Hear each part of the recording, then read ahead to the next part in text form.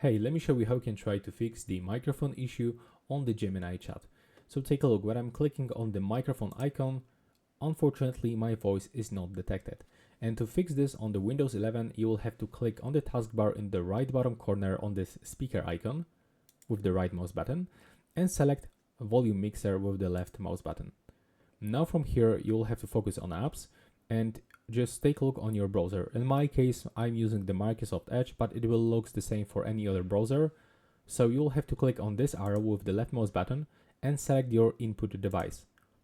So select your microphone, and now let's try if it works. 1, 2, 3, 4, 5, microphone check. Yeah, right now it is working.